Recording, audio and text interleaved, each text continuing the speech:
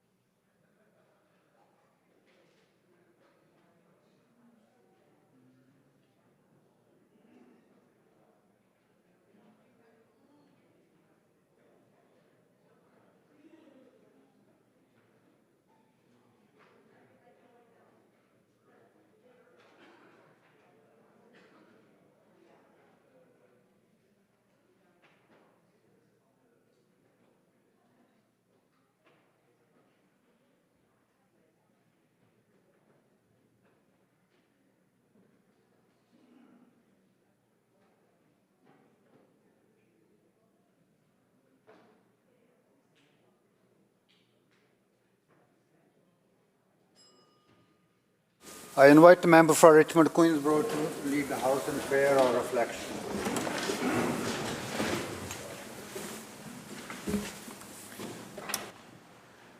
Thank you, Mr. Speaker. I'll recite Mool Mantar, which is the beginning of the Guru Granth Sahib, written by Guru Nanak Dev Ji, the first Guru of the Sikhs, whose birthday it is tomorrow. I'll do it in Punjabi and English. Ek Onkar, there is one universal uniting higher power, Satnam Karta Purakh. Its essence is truth from which the universe is created. Nirbhav Nirvair, its essence is without fear, beyond fear, without hate, beyond hate. Akal Murat, its essence is omnipresent, formless, timeless, infinite.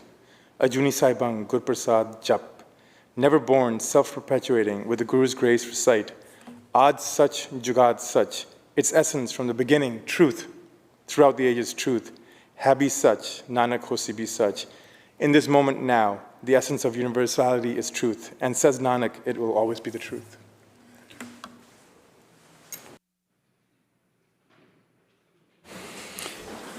Introductions by members. Minister of Children and Family Development. Thank you very much, Honourable Speaker. It's my honour today to welcome to the precinct, although not everybody has managed to make it just yet, Tana Milner, Executive Director of the Child Development Society of Fort St John, Karen Dickinson Smith, Executive Director of Fraser Valley Child Development Centre, Dominic Rockall, Executive Director of Nanaimo Child Development Centre, Lynn Matheson, Executive Director of Quesnel Child Development Centre, Joshua Myers, Executive Director of the BC Centre for Ability, and Jason Gordon, Provincial Advocate from the BC Association for Child Development and Intervention. And they're all member agencies of the BC Association for Child Development and Intervention. We have a meeting later today, but I'd like to take this opportunity to thank them all so much for all of the work that they do for vulnerable children and youth across the whole of the province of British Columbia every single day. Would everybody please make them very welcome?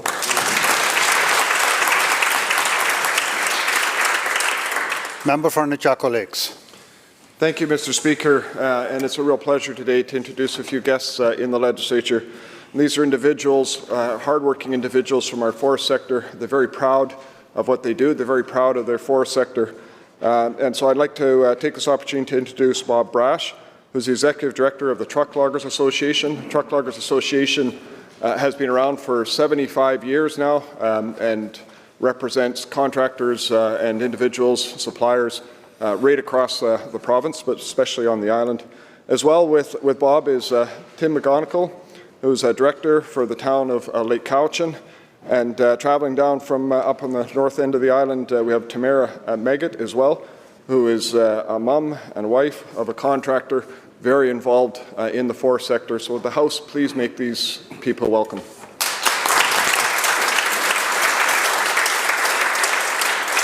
Member for Victoria Beacon Hill. Thank you, Mr. Speaker. I am beyond thrilled to make a couple of introductions today. First, I see Jade Ashbourne and Britt Fleminack, who both support the Gender Equity Office and the Minister of Finance, and I'm so thrilled they're here today. Also in the gallery are my incredible kids and my amazing in-laws. My son Asher is resilient and creative and loves learning about animals. I'm sure he also wants you to know he belongs in Slytherin House. My daughter Eve is 7 and I am so lucky to be her mom.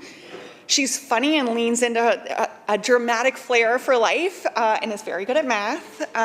My in-laws, Bill and Louise Parker, are here, and they are rocks in my family, and without them, I don't think that I would be in this job or frankly have survived the last year. Bill also worked in the public service for decades, serving governments of all colors, including with the leader of the official opposition and former Minister of Advanced Education. And I am just so happy to have them here today. Will the House please help me making them welcome?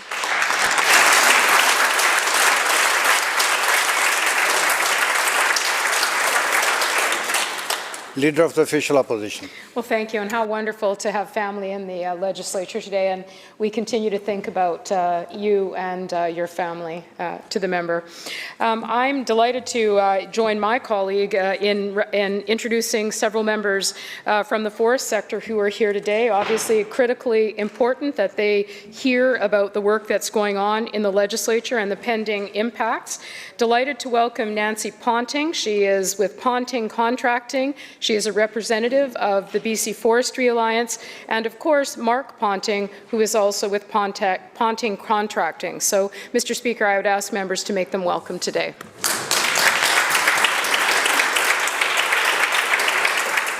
Member for Vancouver Hastings. Thank you, Mr. Speaker. It's with great pleasure that I welcome Patricia Mamek, Public and Government Affairs Director for Salvation Army from British Columbia, and Major Sheldon Feener, Area Commander for Social Mission at the Salvation Army, British Columbia. They'll be launching their annual kettle campaign later today, and all MLAs are invited just at the library steps at 12:10. Please join me in welcoming them to the House today. Minister of Finance. Thank you very much, Mr. Speaker.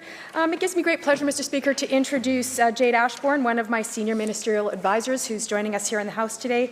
Jade joined my team back when I was Minister for Municipal Affairs and Housing, and she uses she/they pronouns, and she has transitioned during her time working with me. Jade brings her intelligence, problem-solving skills, and incredible communication skills every day to the team at Finance. She has a talent for finding just the right word at just the right time, and I'm grateful for all of her contributions. Over her time working with me, I've come to really appreciate and value her integrity, her work ethic, her sense of humor, and I do have to say, watching her smile grow every single day. But not only does she bring her talents, Mr. Speaker, she has a son who's almost 5 years old, who has been a frequent visitor to my office, and he and I have been, her son and I have been known to build a fort or two out of the couch pillows. So would everyone please welcome Jade Ashbourne to the House.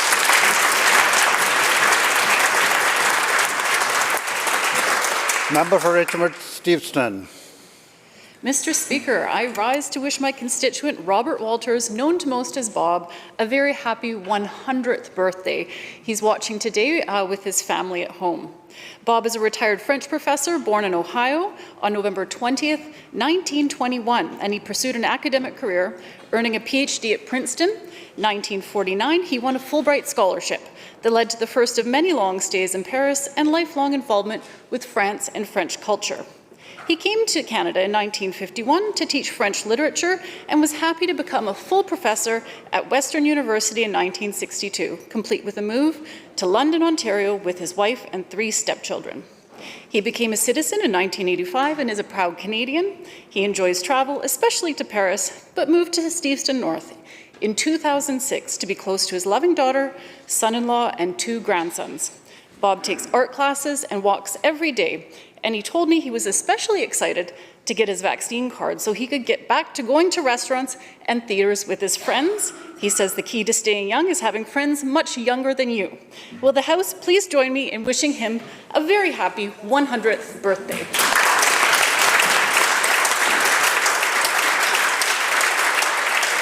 Minister of Education. Well, thank you very much, Honourable Speaker, and we're going to go right to the other end of the age scale for this next introduction. I want to say, Mr. Speaker, that today is a very special day for our family. It's Abigail Margaret Stokowski's birthday, and she's watching from home today with her parents. Abby is my great niece and my goddaughter, and she came into the world a year ago today in the midst of so much tumult, but pretty much right on time and thankfully oblivious to all of the complications of a global pandemic. She brings unbounded joy to her parents, my niece Brandy and her husband Dan, and so much light and love to our whole family. And who knows, she just might find her way to a seat in this House one day. Would the House please join me in wishing our dear Abby a very happy first birthday.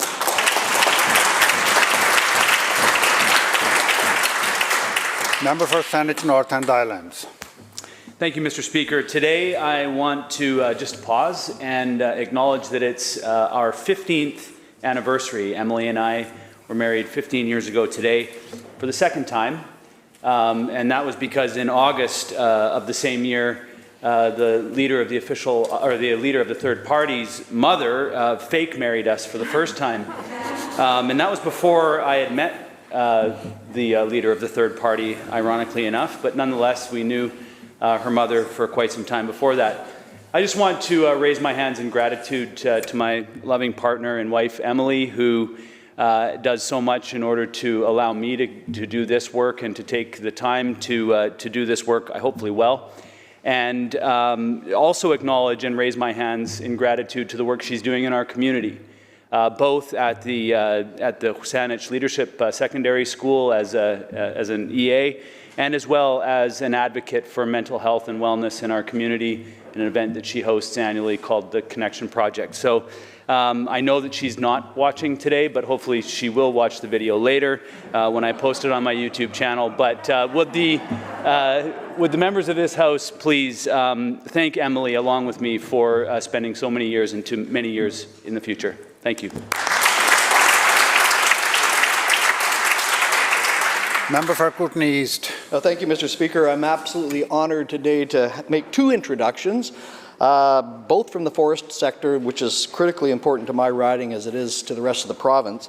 The first, Jeff Bromley, who's a long-time Cranbrook resident, friend of mine, hockey dad, just like myself. I thought we'd lost Jeff to the Lower Mainland here a couple of years ago, but I'm happy to say he's still retained in Kootenay East. He is the Wood Council Chair for the United Steelworkers. He's in the precinct here somewhere today. And Brian Butler, the President of the United Steelworkers Local 1 1937. Would the House please welcome both Jeff and Brian.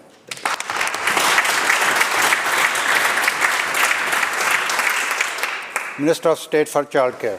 Thank you so much, Honourable Speaker. I'm so grateful to have the opportunity to wish happy birthday to my senior ministerial assistant, Sherry Wilson, for her 34th birthday tomorrow. And Sherry has been with our team since day one of the Childcare BC team and our plan. She's an incredible, courageous young woman with 3 kids who I've learned so much from over the years, and she supports the work I do every single day in this House. So I just want to wish Sherry a happy birthday, and thank you so much for the opportunity.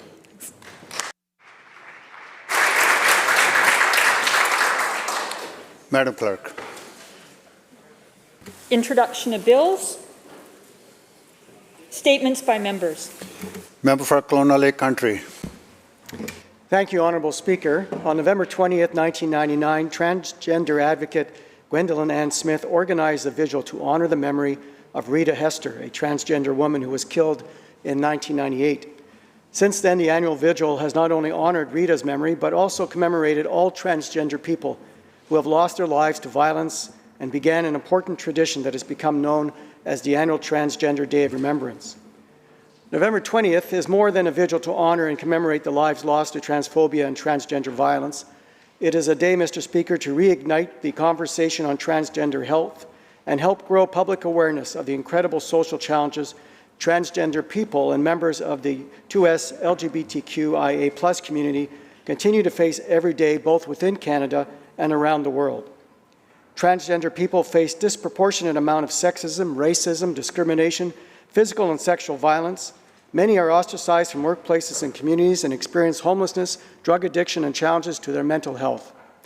These are the barriers that incredible organizations like the Canadian Centre for Gender and Sexual Diversity and countless advocacy groups across BC try to break down every day through education, action, and love.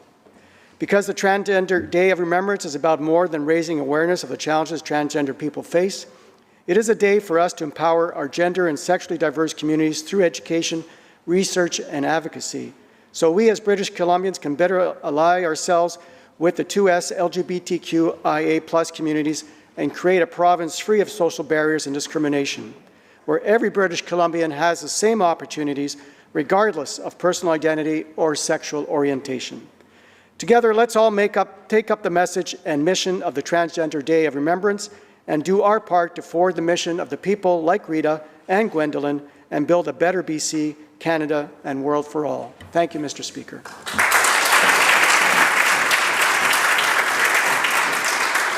Member for Victoria Beacon Hill. Thank you, Mr. Speaker, and through you, thank you to the member for Lake Country as well. I also rise today. I rise to recognize Trans Awareness Week, a time to celebrate and honor two-spirit, trans, non-binary, and gender-diverse people here in our province. I recognize trans friends and neighbours who serve as community builders, leaders, and organizers, academics, business owners, healthcare providers, and public servants. I recognize the incredible work of organizations by, for, and with trans folks, including Community, Rainbow Refugee, Transcare BC, and Pride societies around the province. Under the leadership of Dr. Aaron DeVore, the Transgender Archives at the University of Victoria is celebrating their 10th year anniversary and committed to the preservation of the history of activists and leaders. Mr. Speaker, Two-Spirit, trans, and non-binary people are amazing, and I am proud to stand in this House as an ally. And to the trans kids in our province, I see you, and you matter, and you belong here. The week ends with Transgender Day of Remembrance, and while we take steps together towards safety and inclusivity, there's still violence against trans people, there are still barriers and exclusions, and there's still transphobia. And around the world, including here in Canada, laws that target trans individuals' right to life and safety and dignity and respect continue to be introduced, debated, and passed. Yet in the face of these attacks, we see great resilience in the 2S LGBTQ+ community. And while we should all celebrate that resilience, it is also our responsibility to do the work to create a province and a world that is more inclusive of and safer for trans people. I pause this week to remember the lives lost and to stand vigilant against the ongoing threat to my trans colleagues, peers, friends, and neighbors, and to celebrate the difference they make in every corner of our province. Thank you, Mr. Speaker.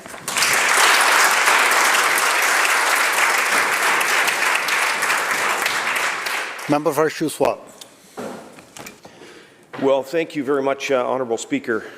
I'm extremely proud to stand in the House today and to recognize a wonderful man in my riding of Shuswap, Canute Alfred Thompson. A true gentleman in every sense of the word, kind, considerate, polite, generous yet humble, trusting and positive.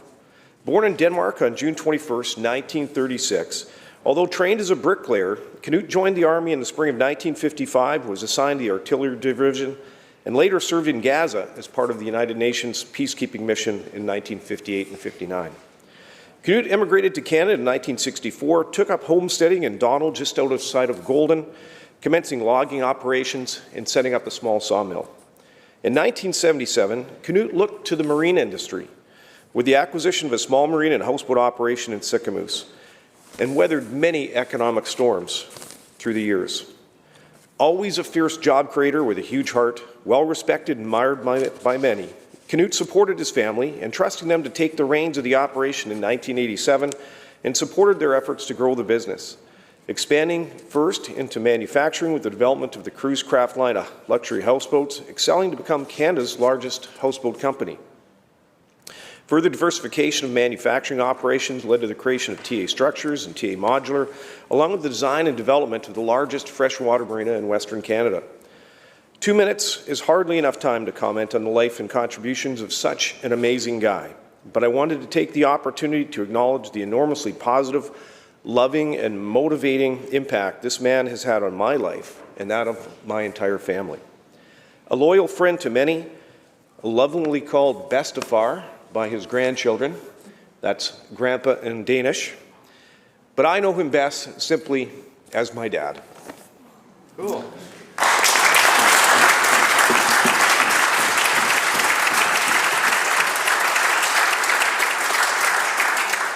Member for Richmond Queensborough. Thank you, Mr. Speaker. Mr. Speaker, I was born in a medieval town called Sultanpur Lodi. It's a small town now, but has an incredible history. In the 1400s and 1500s, it was a booming metropolis and an important trading post in northern Punjab, northern India.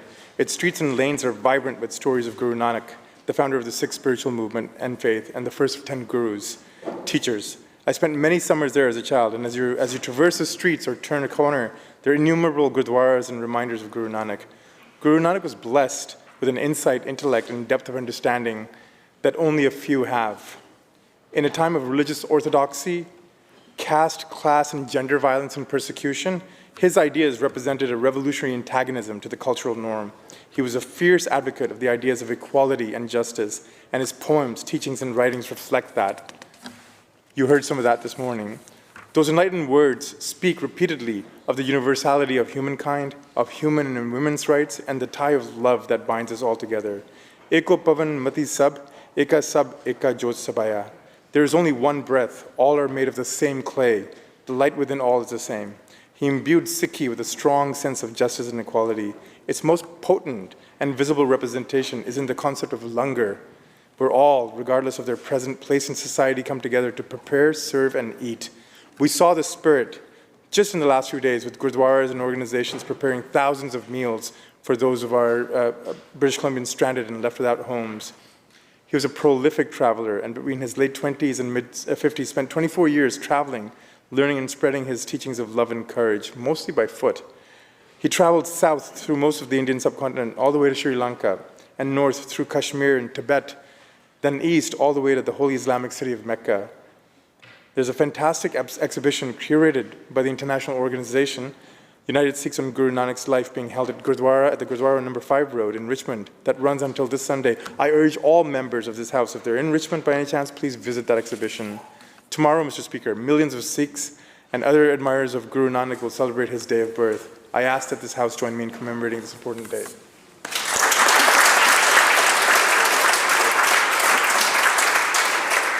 Member for Saanich North and Islands. Thank you, Mr. Speaker.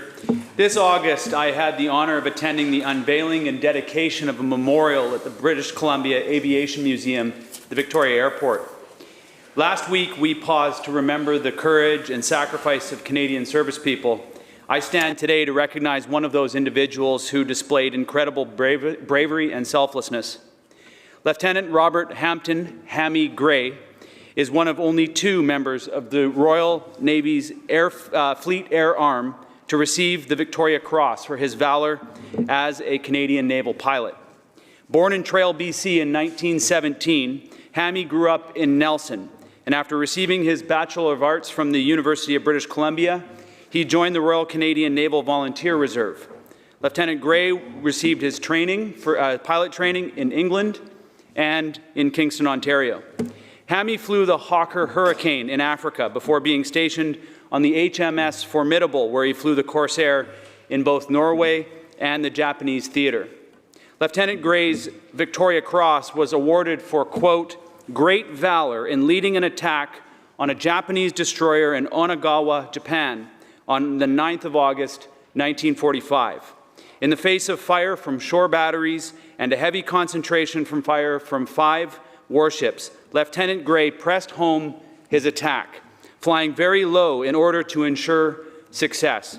And although he was hit and his aircraft was in flames, he obtained at least 1 direct hit, sinking the destroyer. Lieutenant Gray has consistently shown a brilliant fighting spirit and most inspiring leadership, end quote. Lieutenant Gray was a remarkable young man who did not return from war. He was one of the last Canadians to perish in World War II and the second last Canadian to be awarded the Victoria Cross.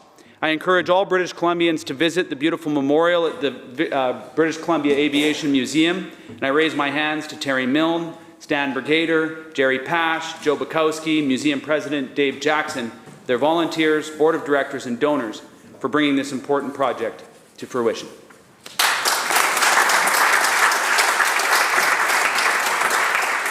Member for Surrey Cloverdale. Thank you, Mr. Speaker. There's an awesome organization whose various services touch many people in my riding. The Cloverdale Christmas Hamper program is celebrating their 30th year, and the Cloverdale Community Kitchen has been managing the program for the last 8 years.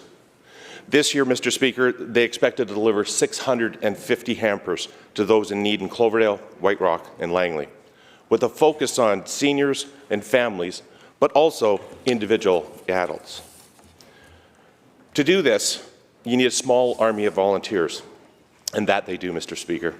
Upwards of 500 people in total over the course of a week will be stocking shelves and then packing them into the hampers. Last year and again this year, the volunteers will be delivering the hampers directly to the homes rather than hosting a day for pickup as it's been done in the previous years. These homes range from single seniors of families of 4 to 8 people in those households. But before you can even imagine putting a program like this together, you need to have items to fill those hampers to make the Christmas season a happy time for those who might otherwise be unable to enjoy this time of year. Food, toys, and gift cards are donated by individuals and groups in the community. As well, there are businesses that hold hamper drives for the program. They also have some individuals and businesses who donate money, which is used to purchase items that the Hamper program didn't get donated. With regards to seniors, Mr. Speaker, they will ask individual seniors for a gift idea, and then they will purchase it from the Hamper program if they don't have it in stock. Often they need to purchase items for teens because they don't fit into a category that receive enough gifts for them. The Hamper program's needs this year specifically is for new unused toys and gift cards that can be used in the hampers. For more information, go to mycck.ca. The generous donations made from businesses and individuals in the Cloverdale area help make Christmas a little brighter for many families, individuals, and seniors in our community.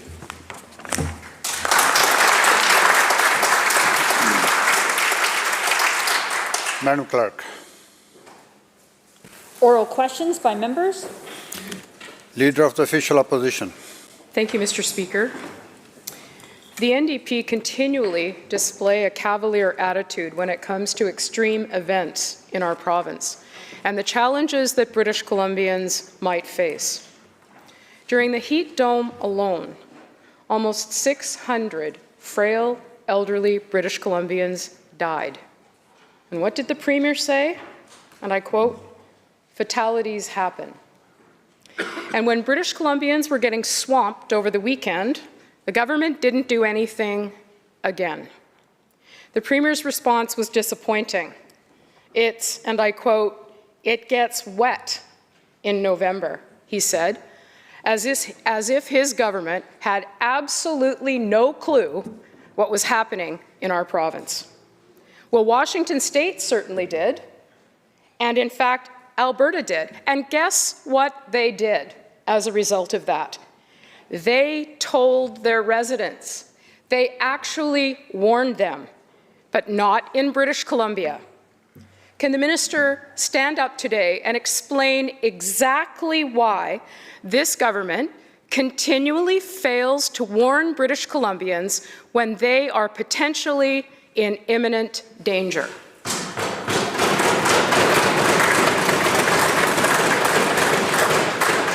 Minister of Public Safety and Solicitor General.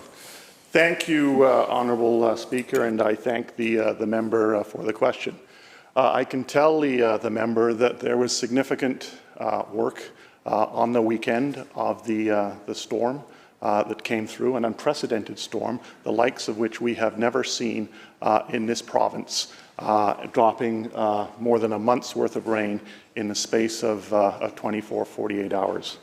I can tell you that that Drive BC, for example, was updated on a regular basis. Notifications about stream flow advisories provided to local communities. Flood warnings issued.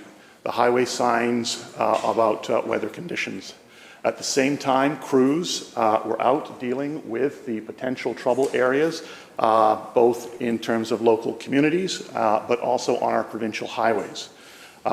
We were in contact, I was in contact with Bill Blair when the scope of the challenges that were seen in terms of the slides that occurred, in many cases in areas that had never experienced them before. The Joint Rescue Coordination Center came into action to get the Cormorant helicopters. Search and rescue crews were motivated. There was a lot of work done, Honourable Speaker. Obviously, an event after this, there will be lessons learned, and as I've told the House on a number of occasions, there's work in terms of legislation to ensure that as we experience more of these climate change-related events, that we have an even better ability to deal with them. Leader of the Official Opposition, supplemental. Well, thank you very much. And let's be perfectly clear. This isn't about the men and women who are working tirelessly, hour after hour, day after day, out on our roads across British Columbia trying to keep people and property and communities safe. It is not about them, and the minister knows it. This is about leadership. And this is about the need for British Columbians to have information. And the minister knows where that's supposed to start. It's supposed to start at the top. At the end of June, almost 600 frail elderly British Columbians lost their lives in a heat wave. while the government was, to use the Premier's words again, and I quote, a bit giddy, a bit jolly, end quote. And the minister can shake her head all she wants. That is what the Premier of British Columbia said to British Columbians. Those families are still grieving their loss and waiting for answers from this government. Then, as wildfires ravaged our province, the government was nowhere to be found. They had to be shamed into calling a state of emergency in British Columbia. Now, as storms lashed our province, despite what the minister outlined, the NDP were nowhere to be seen for days. People didn't know the risk, and the minister can tout the use of Drive BC. There were thousands of British Columbians who needed information from this minister and this government, and they got nothing.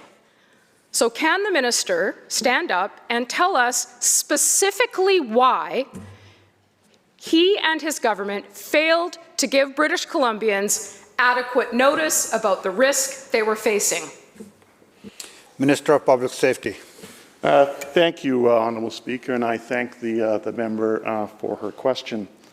I want to address a number of points that she raised in her question, because, as I've said, there is significant work underway that was undertaken during an unprecedented storm that was far more severe than even the experts expected. And I can tell you that, as I've outlined already, whether it is search and rescue, whether it is EMBC kicking into action, all those levels of government were, in fact, on the job doing what they were supposed to do. Members, whether it is EMBC, whether it was transportation, crews on transportation and highways, whether it is ensuring that local governments are supplied with the information that they need. That was taking place. The member also mentions an issues around states of emergency. Then she will also know that states of emergency are put in place. I take the advice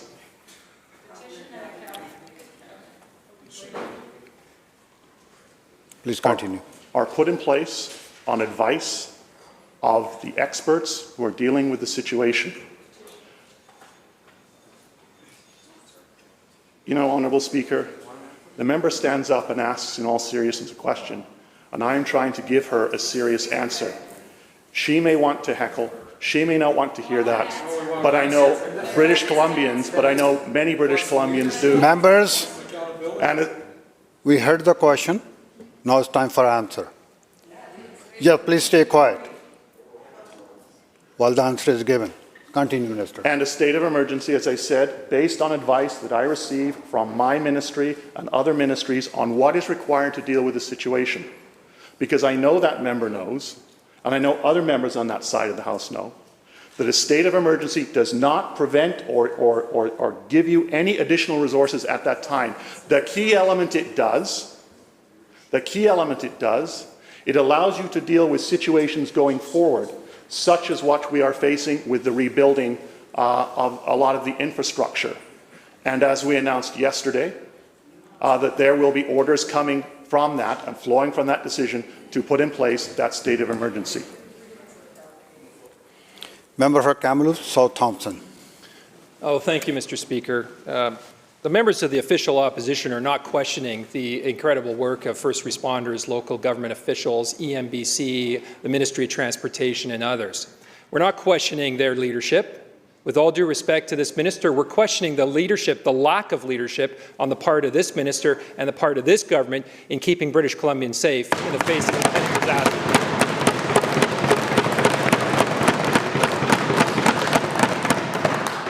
Now, whether we're talking about hospitalizations or talking about road hazards, this government is failing when it comes to sharing critical information with British Columbians during an impending emergency.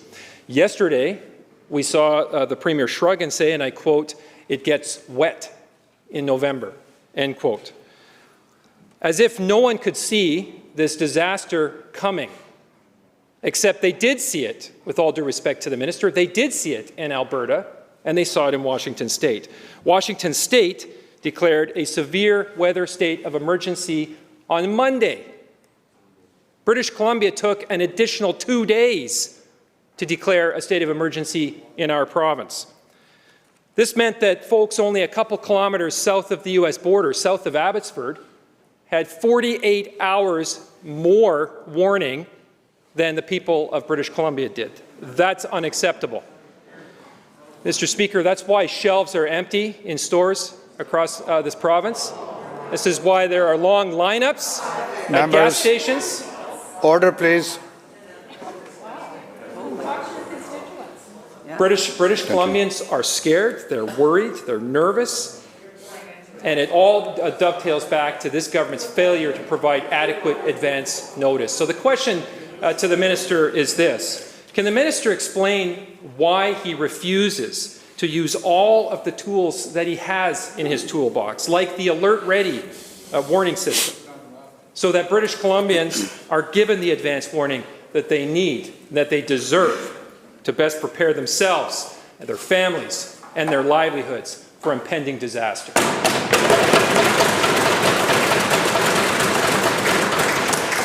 Minister of Public Safety. Thank you, Honourable Speaker, and I appreciate the question from the member.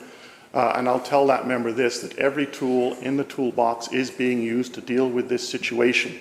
We are working closely with the Retail Council, the trucking sector, transportation, in order to ensure that the goods and services that people require are there for them.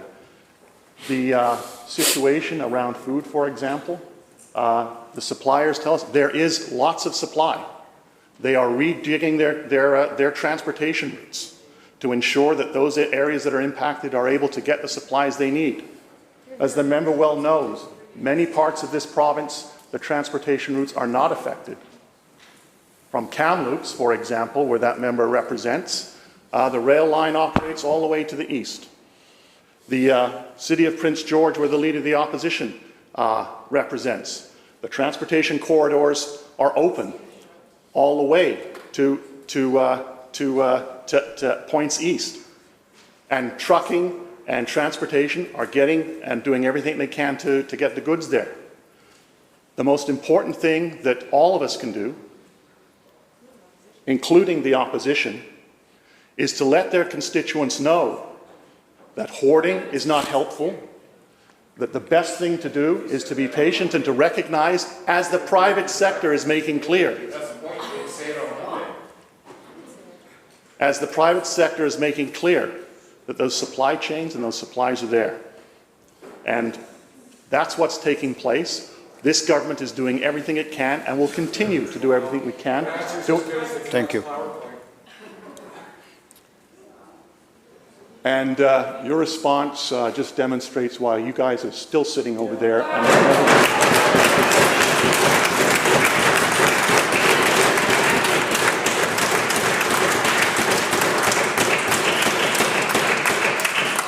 Member for Kamloops South Thompson, supplemental. Thank you very much, Mr. Speaker. Well, you know, if this minister actually left this building and actually went up to the interior, if he actually did an aerial tour, if the Minister of Transportation wasn't sitting and doing house duty through this week here and in the little house, maybe he would see exactly what's happening out there. They would see the long lines at gas stations. They would see the fact that grocery store shelves are empty all over British Columbia. And so for this minister to sit here and say that it has anything to do other than his lack of leadership and his government's failure is I say, shame on all of them. Shame on all of them.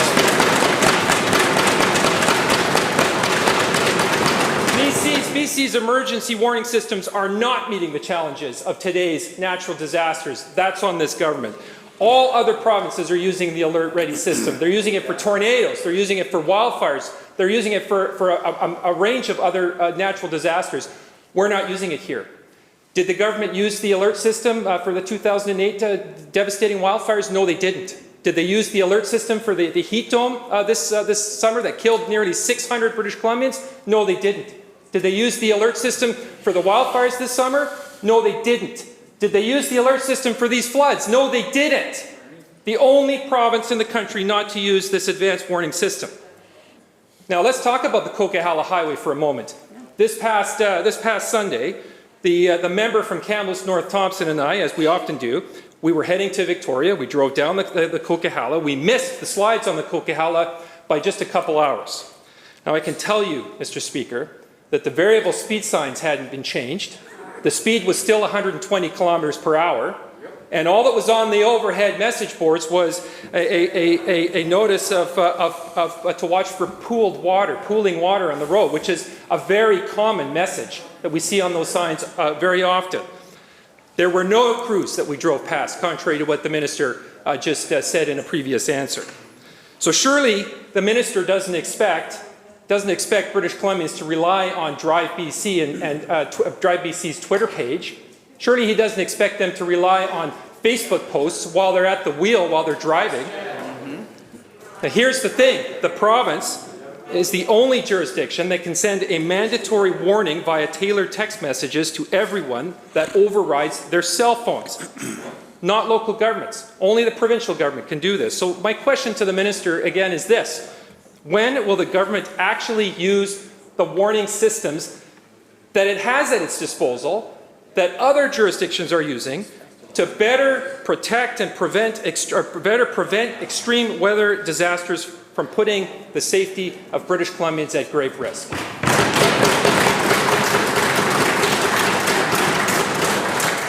Minister. Thank you, Honourable Speaker. The province is going to be using and does use all of the tools at its disposal. But the member, and he raises the Alert Ready system, and that is an important potential tool. It is one that we have the ability to use in certain circumstances right now. Just as in 2016, when they had an opportunity. And did you? No, you did not. Through the chair. And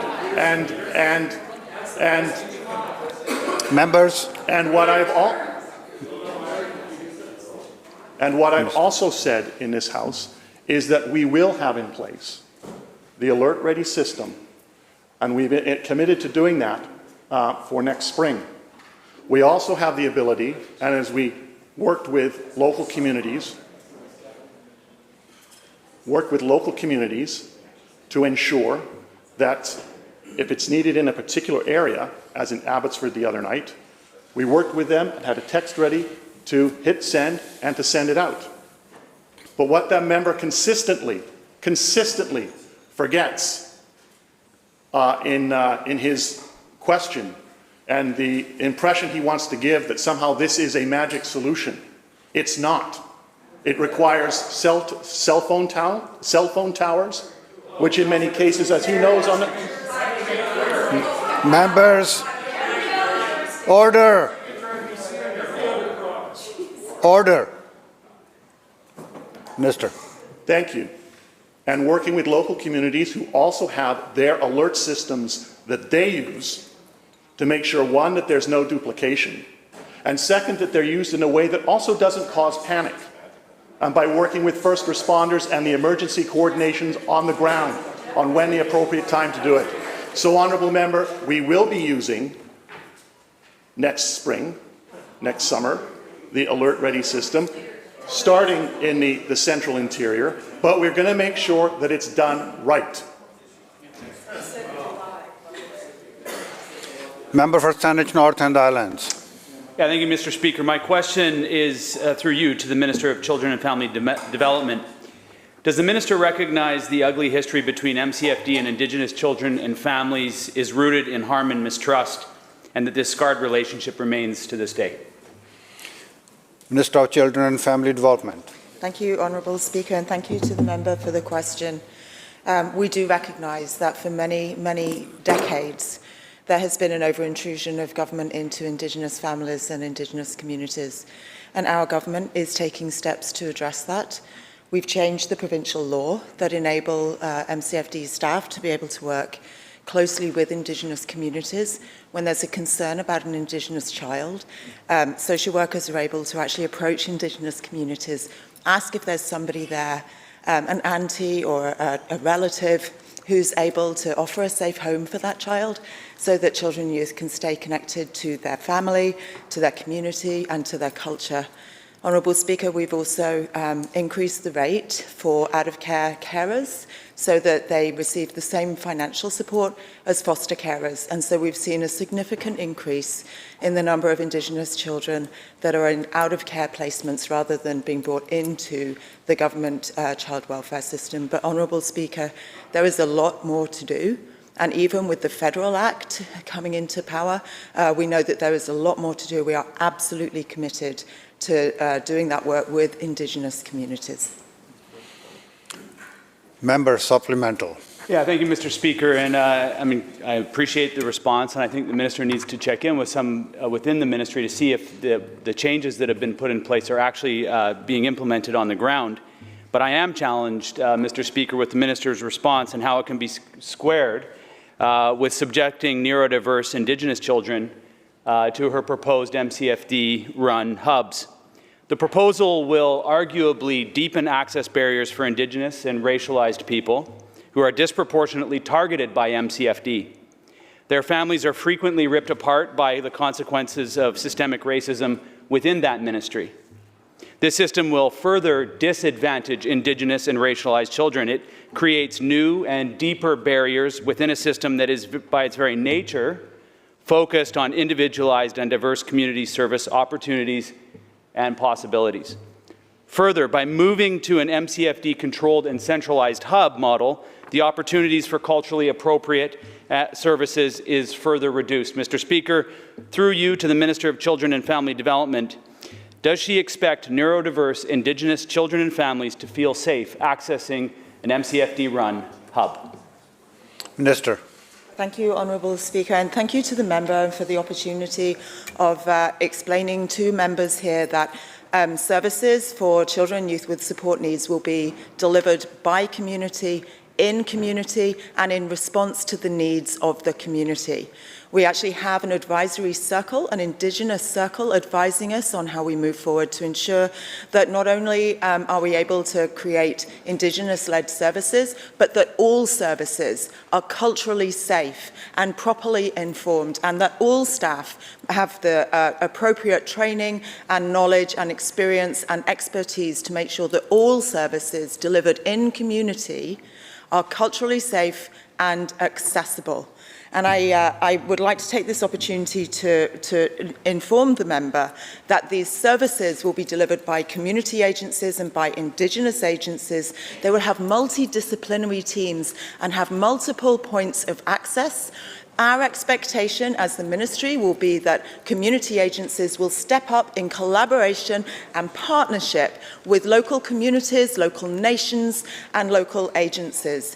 And the work that the ministry has done, Honourable Speaker, over the last 4 years has been significant. There has been a significant change in our approach to working with Indigenous communities. We have changed provincial legislation, we have changed policy and practice, and currently we have the lowest number of Indigenous children and youth in care in 20 years.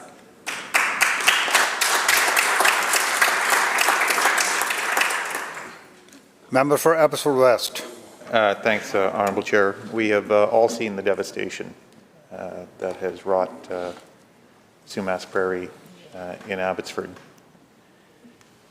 And I want to remind the government and the Minister of Agriculture in the 48 hours, the crucial 48 hours leading up to the tragic events that befell that area Tuesday and Wednesday.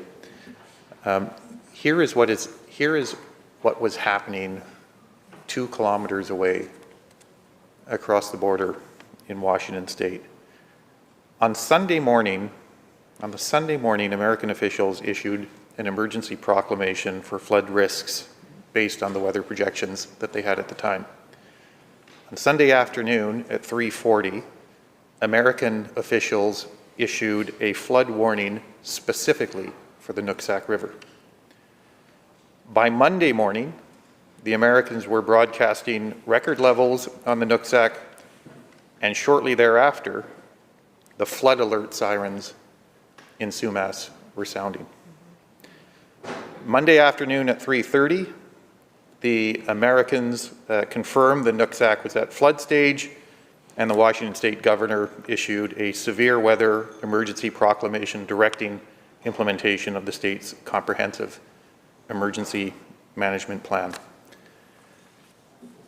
Today and tomorrow, the farmers on Sumas Prairie are returning to clean up the carcasses of thousands upon thousands upon thousands of dead animals. And I hope everyone understands what they're saying. As they do that work, because they're resilient, they're saying to themselves, if I had had a little more time, that 48 hours would have been crucial in allowing me to save some of these animals. They didn't get that warning. The minister posted about a fundraiser and a kale recipe, but nothing of a warning. Why didn't the minister perform what is her statutory duty and provide the same warning, the same notice to the farmers on Sumas Prairie that farmers 2 kilometers away got in Washington State?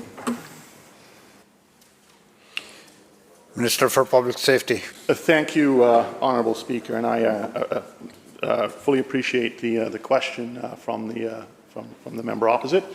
As he knows, and I contacted him about the situation that was unfolding in Abbotsford.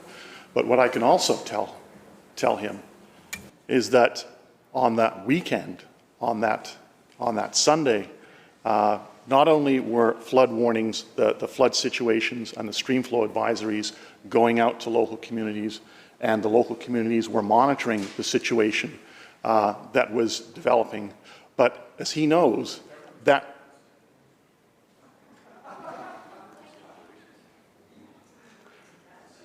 rain that came down so torrentially in a way that we have never seen before was such a dramatic event that the rivers rose incredibly quickly and floodwaters rose incredibly quickly. Because when he talks about Sumas, for example, and just across the line, the City Hall of Sumas, Washington, was engulfed by 5 feet of water during that very same period. The reality is this: the event that happened was of an unprecedented nature. Flood warnings and stream flow advisories did go out. Obviously, from this disaster, lessons will be learned. It's one of the reasons why we're doing the complete overhaul of the Emergency Program Act, to recognize events like this so that we are better prepared in the future to deal with these situations. Member for Nechako Lakes. Thank you, Mr. Speaker. And today we've been talking about natural disasters and the effects of that. But there's another disaster that's unfolding, and unfortunately this is a planned disaster that is happening by this NDP government. In the gallery today, we've got hardworking members of our forest sector, including people like Brian Butler, the President of the United Steelworkers, Local 1-1937. And Brian, people like Brian are sitting, they're waiting amid confusion and uncertainty from this minister to find out if they'll have jobs this Christmas. The minister has admitted that thousands of jobs will be lost. People like Mark and Nancy Ponting of Ponting Contracting, they poured their lives, they poured their hearts and souls into their business in supporting their employees. They and all the guests in the gallery have survived the softwood lumber battles that this government has ignored. They've survived the Great Recession. They've survived COVID. These good folks are fighters. They're proud of the forest sector. They're proud of what they do for a profession in this government, or in this province. They have provided jobs and revenue to this province for decades. They have survived so much and now they're receiving a gut punch from this government. Will this minister please stand up and explain why the minister and her government is hell-bent on attacking these hard-working families across this province?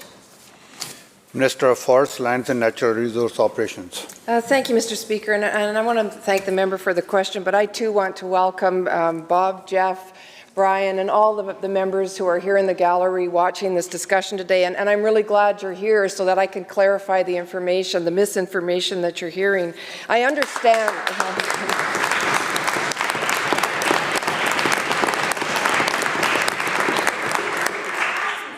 I understand your concerns.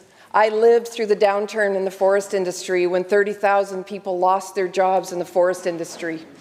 I understand because there was no supports for workers, there was no supports for our families, and there was no supports for communities. So I'm happy to say that even though our analysis shows there is a potential of 4,500 people potentially losing their jobs when we implement the deferrals for the old growth strategy, this is a preliminary estimate. And unlike what happened... Members. Unlike what happened when 30,000 people lost their jobs, we will have supports in place. We will work with communities. We will work with unions. We will work with industry to ensure there are supports in place. And again, the 4,500 jobs that we have estimated are only if there are deferrals made in January. That is not going to happen. We will have time to work together. And I am saying today, I want to reach out to you. I want to work with you. We have said that before, and I will say it again. We want to work with you to ensure that we will have a sustainable, resilient forest industry for generations to come.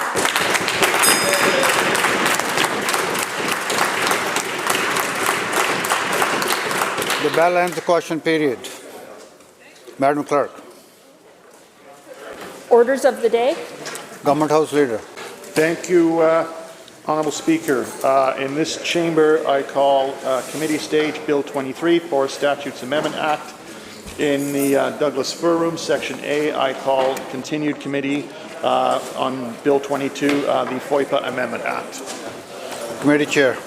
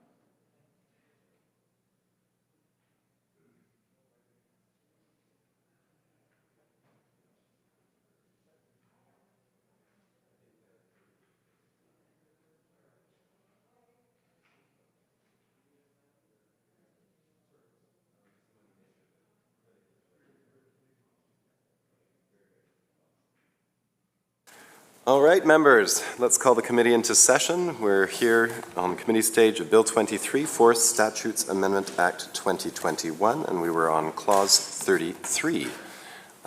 There he is, member for Nechako Lakes. Thank you, Honourable Chair. I'm taking it the Minister, when she gets a chance, will want to introduce the staff again. When we last left off on this story, which was a couple of days ago, we were talking about Section 33, and we were talking about the cost associated with implementation of this Act, in particular the cost associated with implementing the forest landscape plans. See, I'm getting much better at using that language now. And so I'm just curious if the Minister could provide this House an estimate of what she thinks the cost will be both internally through the Chief Forester's Office, but also in terms of the support that will be required for First Nations to be able to fully engage in this process and any other expenses associated with it.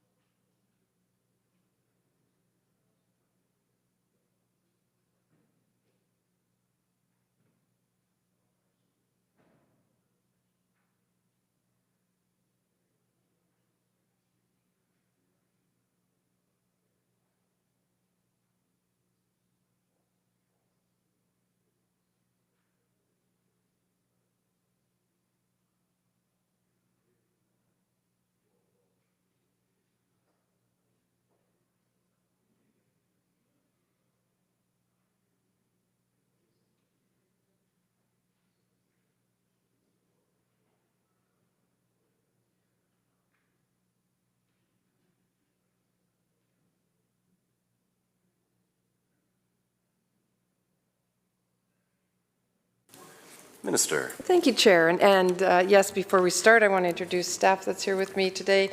Ariel Taylor is the Manager of Indigenous Consultation and Negotiation. Tony Chong is our Senior Legislative Analyst. Doug Kelly is the Director of Forest Tenures Branch, and Diane Nichols, our Assistant Deputy Minister and Chief Forester.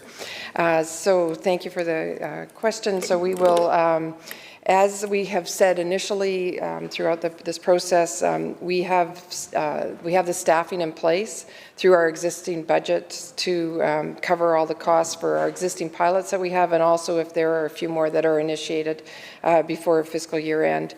And then once these regulations are accepted, we will enter into the new budgetary process for additional needs. With the First Nations capacity, we have existing government-to-government agreements in place, and with supplemental budgetary process if required.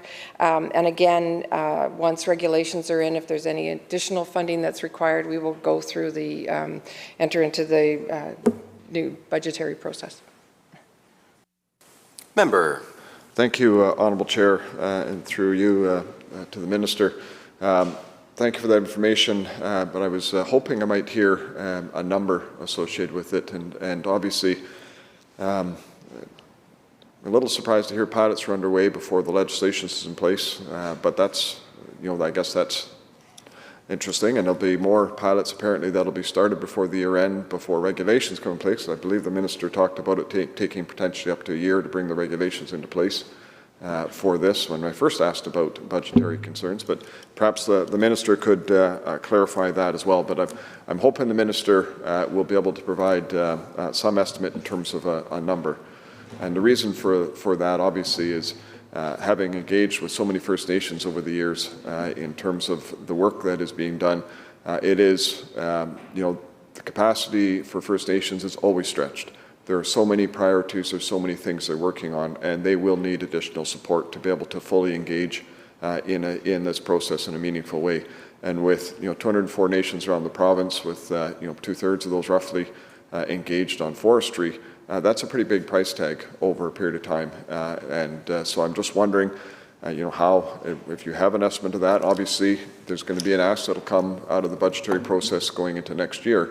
But I'm curious, if the Ministry has done that work in terms of that budgetary estimate for what implementation of a bill like this would be.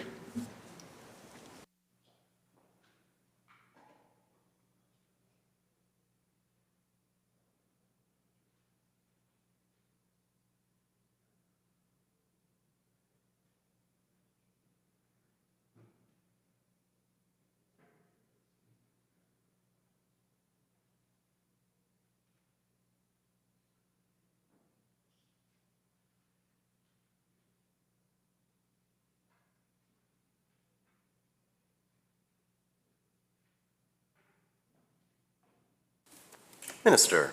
Thank you, Chair. And no, we don't have an exact number, and numbers change based on the First Nations we are working with. Some Indigenous nations have more capacity than others, so and we fully recognize that supports are needed, and those supports will be in place using the budgetary processes that are used. Member for Caribou-Chilcotin. Thank you, Honourable Chair. I can appreciate that we might not have it right down to the last dime, but is there, how will budgeting go forward if there hasn't been some sort of a number assigned to it? So I just wonder, maybe one last time, if we could just ask if there is a number that you'll be using for budgets. Minister. Thank you, Chair, and costs will be covered. Member. Thank you very much. Through the Chair, obviously, to the Ministry, my first question today is with respect to 2.21 item B, and it refers to the Chief Forester may be able to order established forest landscape plans on private land. And I just wanted to get a bit of expansion, I guess, on that statement. What private lands might be considered under this, and will the owner of those private lands have the opportunity to consult in the early part of that plan?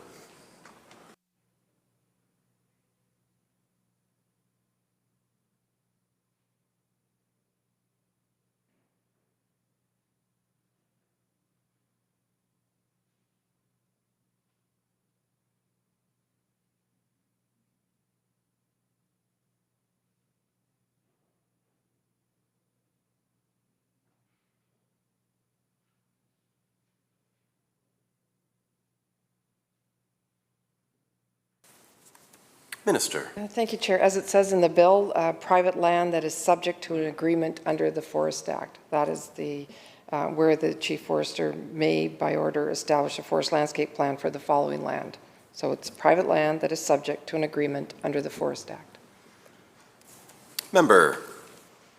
Thank you very much, Minister. Okay, fair enough. I guess the second part of my question was will they be part of the consultation process?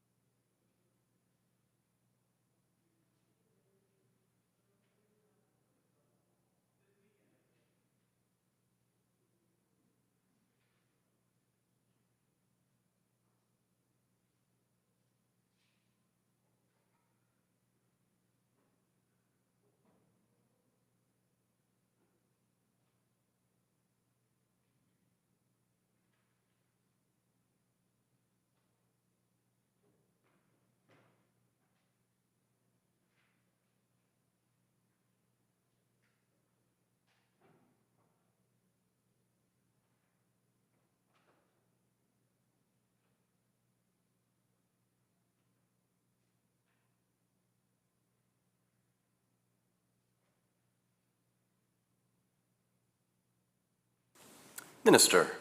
Thank you, Chair. So any forest landscape plan has to be fully consulted.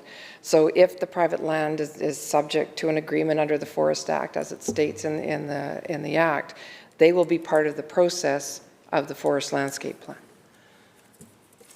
Member. Thank you, Chair. Maybe I'll try to be a little bit more specific. I think the First Nations will be involved in the early part of the process, is my understanding. And then after that consultation, Forest Service plans will be able for the public to comment, etc. So what I'm wondering specifically, in the case of private land, where will the owner of the land be in that consultation process? Will it be at the beginning with First Nations communities, or will it be after that consultation has taken place?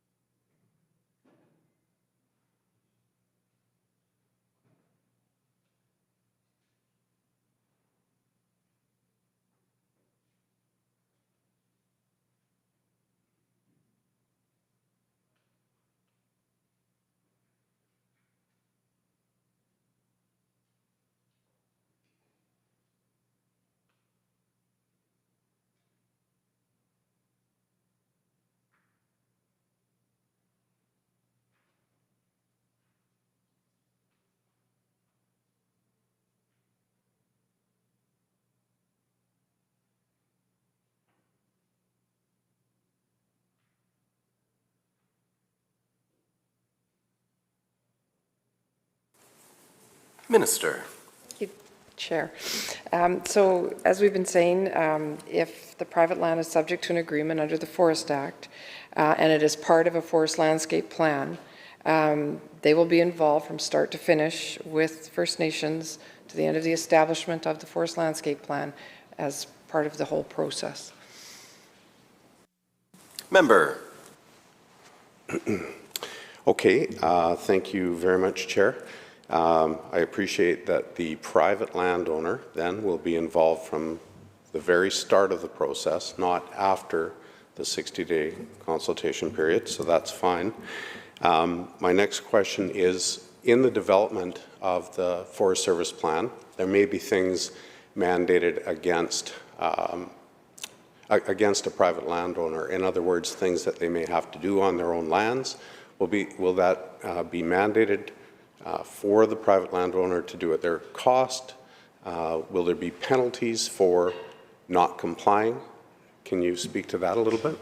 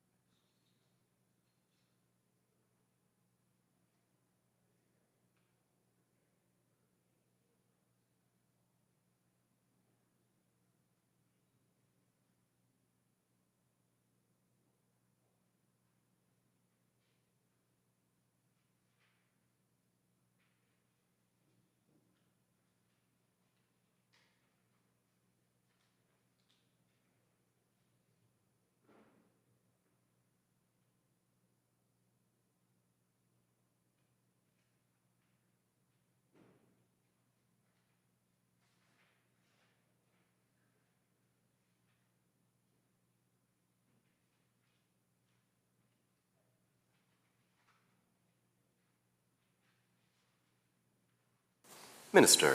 Thank you, Chair. And so just to clarify for the member, we're talking about less than 1% of the area that we're talking about is actually private land. So less than 1% across the province. And if the private landowner, if that area is part of the forest landscape plan, they'll of course be included on it. And just so the member knows, through the chair to the member, this is actually in the existing legislation under FERPA. So this is not a change. It's the private landowner is subject to obligations under FERPA as it exists. Member. I'm aware that this is existing legislation, but this bill introduces new forest landscape plans, is the way I understand it, and that those plans will be part of a consultation process. We've introduced new, or your ministry has introduced new definitions under this plan with respect to catastrophic damage and all those types of things. And so and I can appreciate that it only is 1% of the land mass of British Columbia, which is a pretty big land mass. I think we would all agree on that. So I'm very concerned that under the new bill that there might be other impacts to private landowners. And if there's not, then I can certainly move on to the next question. But I would like to know that there will be no other impacts under this new legislation that will be different from the old one.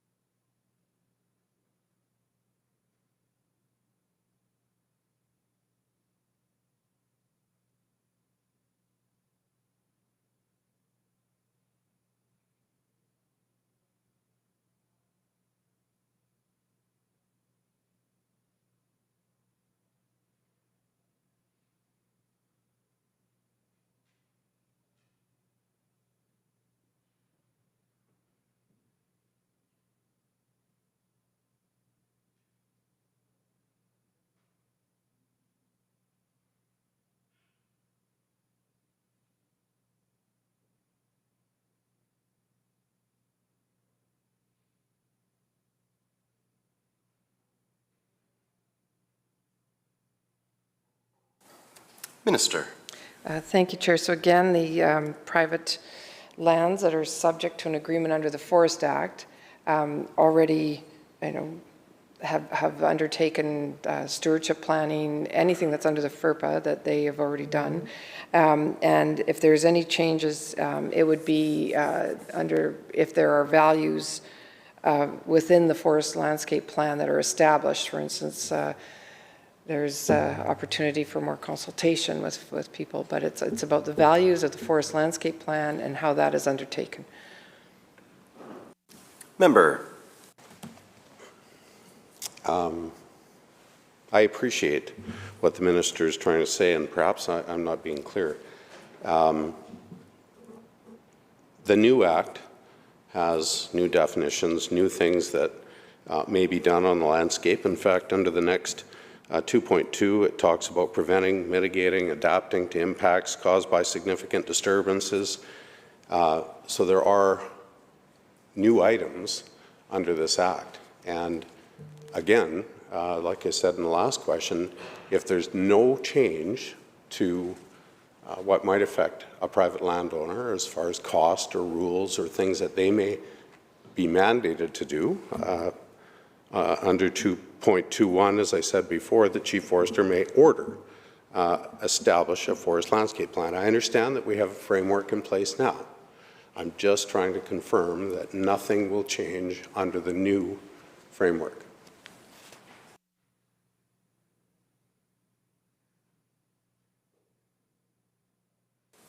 Minister.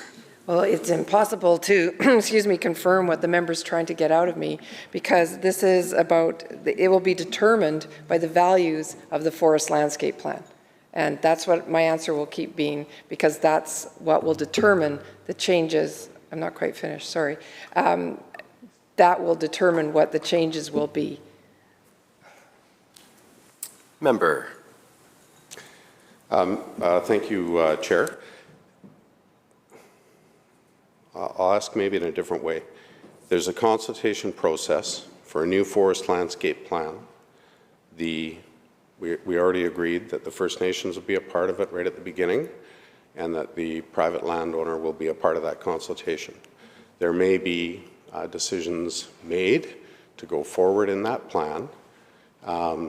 If a private landowner does not agree, can you mandate things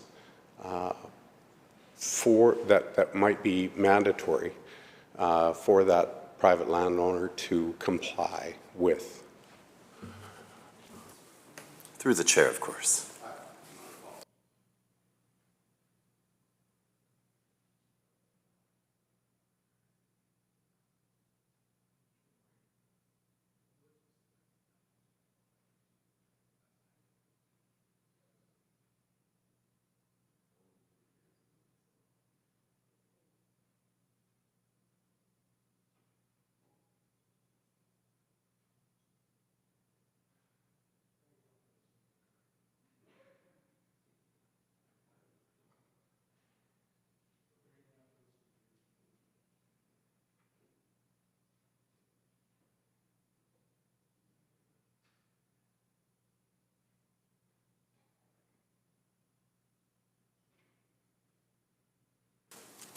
Minister.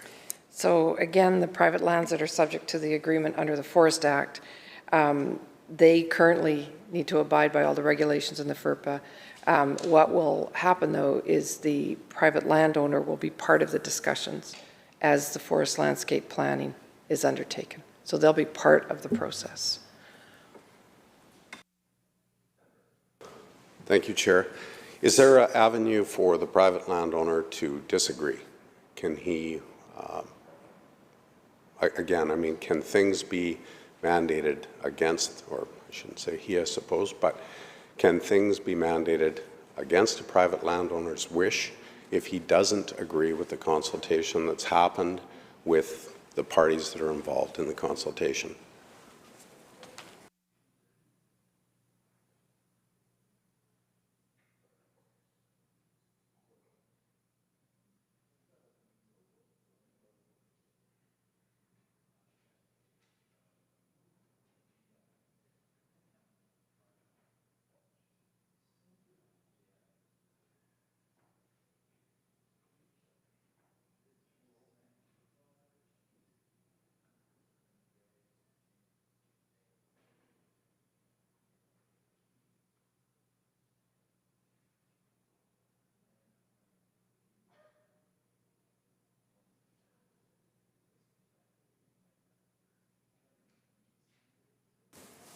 Minister.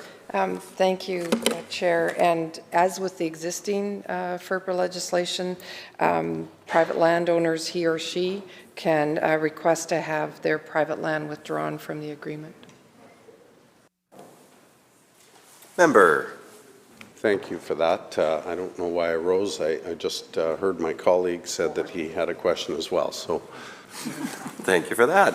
Member for Nechako Lakes. Thank you, Mr. Chair, and through you to the Minister. Sorry about taking some time away from here. I'm happy my colleague was able to get a chance to ask some questions. I just had to meet, obviously, with the folks that were here that are concerned about their future in the forest sector. And I needed to have a little bit of time to do that. And unfortunately, we're stuck here with this bill at that time, but that's okay. So I also wanted to just ask about the private managed forest land. So maybe I'll start with this question as well, and I hope it hasn't already been asked. I tried to get a brief Cole's notes in terms of what my colleague has asked about it, but so is the plan to have a forest landscape plan over top of the private managed forest lands? And so is it planned to put over top of each of these individually?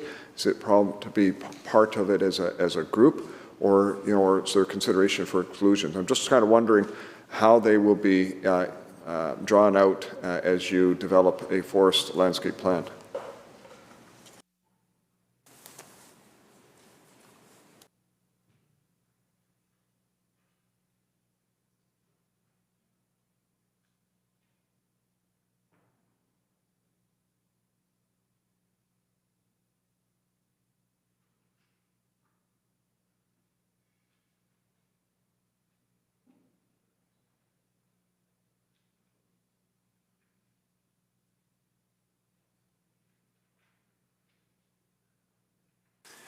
Minister.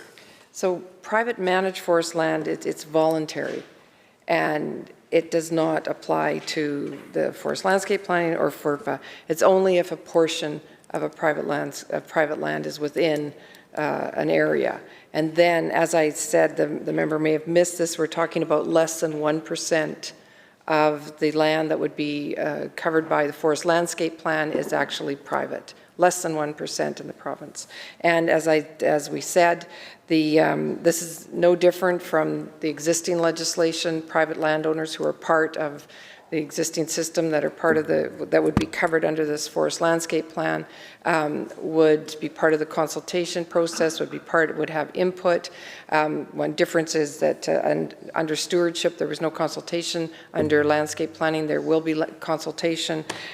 So there's and as I did say, private landowners, he or she could apply for an exemption to have their private land exempted from the forest landscape planned area. So we were talking about less than 1% of the private land in the province that would be included. Member. Thank you, Honourable Chair, and I appreciate the Minister may have gone over some additional material a couple of times on that, but and the reason why I'm asking these questions is, as the Minister knows, there's a significant amount of private managed forest lands in her area and down in the Kootenays, but there's a very large portion on Vancouver Island with the E&I grant going up the heart of the island. And obviously Mosaic is a large operator in those areas. So if I'm, just for some clarity, if the Minister can just confirm that those types of lands will not be included in a forest landscape plan.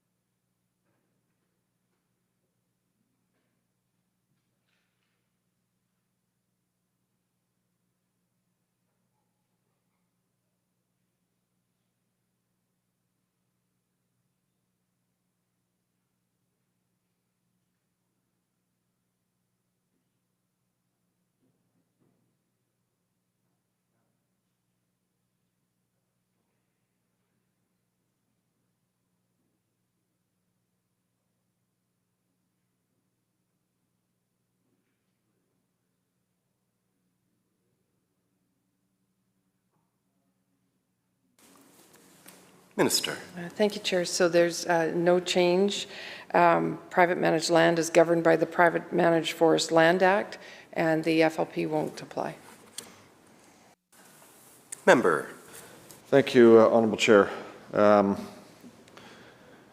That's interesting. Okay, so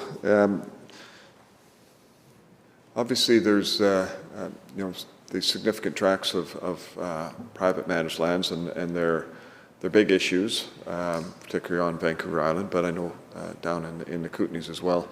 The big issues in terms of access.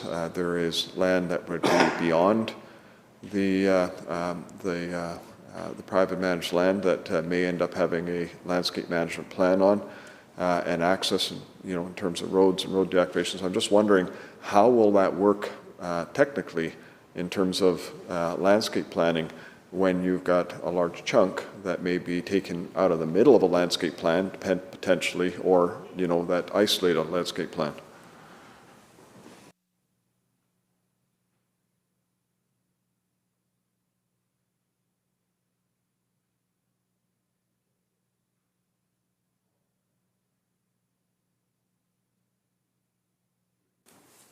Minister.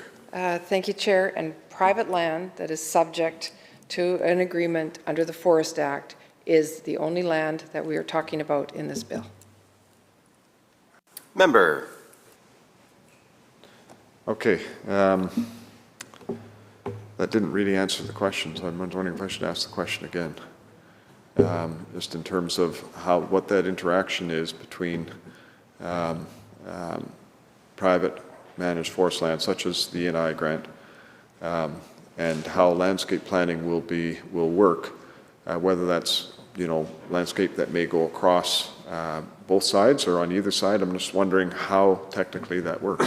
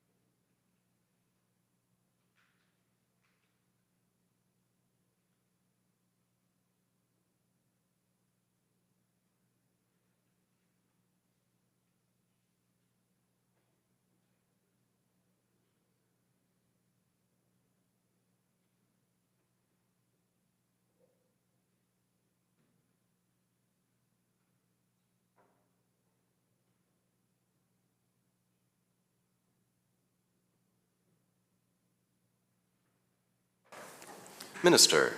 Thank you, Chair. And again, private land outside of the Forest Act will not be covered by an FLP. Member. Thank you, Honourable Chair. And the question I'm asking, the reason for asking this question, obviously, I'm trying to understand how these plans will be implemented and how they'll be undertaken on the landscape, where we've seen cases of access issues, whether it be through deferrals or other types of agreements with First Nations or others. And so, if there's a landscape plan that is beyond, private land that is not part of the landscape plan, and that's contingent upon road access or contingent upon other types of issues, I'm trying to understand how those two pieces work together. I understand the private forest managed land,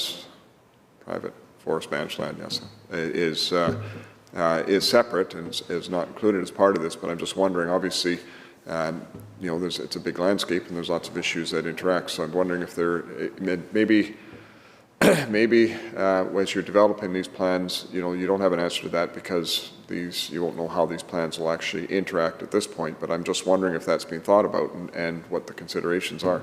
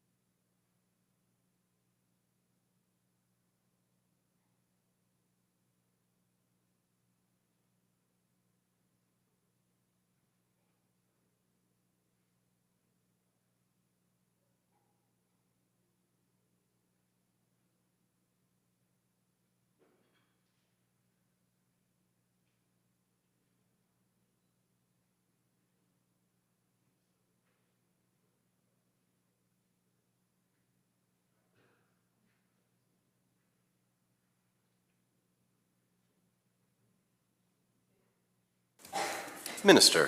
Thank you, Chair. Yes, we have thought of this, and we don't foresee the need for any changes from the current practices that are in place. Thank you, Honourable Chair. Okay, well, that's good to know.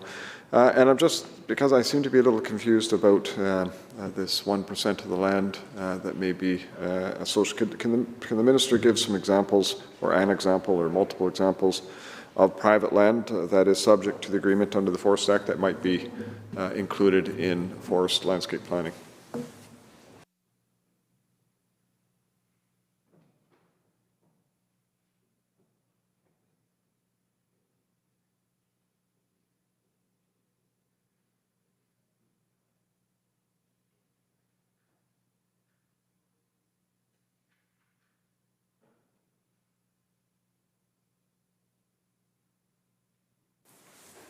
Minister. Thank you, Chair. So the private land that we're talking about within tree farm licenses, there's 19,704 hectares of 5,132,290 hectares, and community forest agreements, there is 4,152 hectares of 1,882,790 hectares. Member. Thank you, Honourable Chair. I'm very pleased the Minister has some very exact numbers on that, but couldn't put a number towards the budget, of course, in terms of what the cost of all this will be, but that's okay. That's subject not necessarily for more further debate in this committee stage. So community forests and any private land associated with community forests, tree farm licenses, any land private land associated with tree farm license is potential to be subject to a forest development or forest landscape plan. I think that's what I just heard the Minister say, and if she could just confirm that.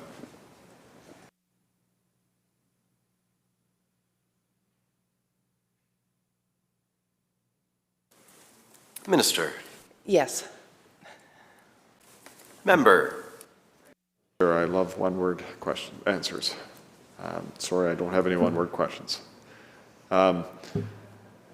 So as they're looking at developing these landscape, forest landscape plans, is there a requirement for them to be contiguous? Could they be split up? Could they be, covering multiple areas or multiple, different areas without having adjoining boundaries, or are they required to be one contiguous unit of land?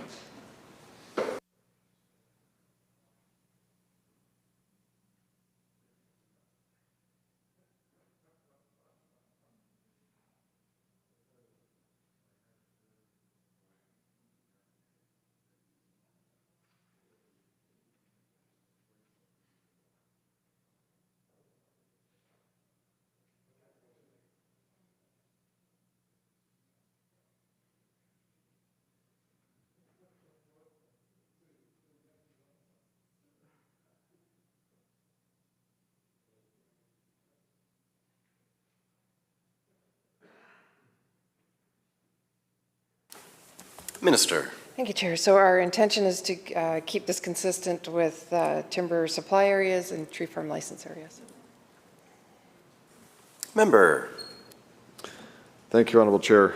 So I'm taking it from that answer that it is possible that they could be non-contiguous, but in all efforts I suspect it will be contiguous because of the supply areas.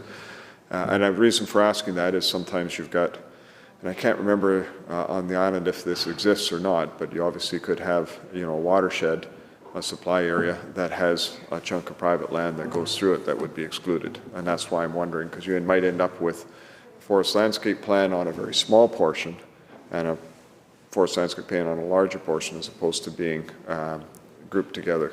So I'm just wondering, that's why I was thinking whether that scenario was possible and the reason for asking that question. Fortunately, nothing's fallen down, we're okay. Honourable Chair, there is an awful lot to go into, I think, in this section, but this might be a good time to rise, report progress, and ask leave to sit again.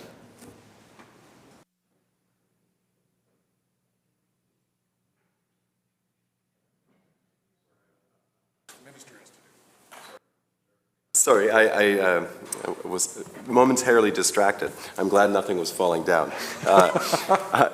Minister. Thank you, Chair, and I move that the committee rise, report progress, and ask leave to sit again. Members have heard the question. All those in favour indicate aye. Aye. Opposed? Carried. Thank you, Minister. We'll await the arrival of the Speaker. Thank you.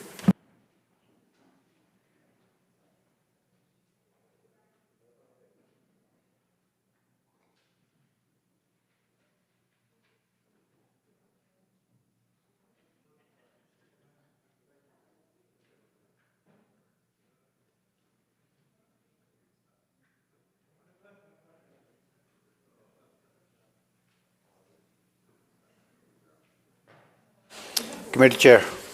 Thank you, Honourable Speaker. Committee on Bill 23 reports progress and seeks leave to sit again. When shall the committee sit again? Government House Leader? Next city? So ordered. Government House Leader. Now, sorry. Another committee we have to take care of. Committee Chair.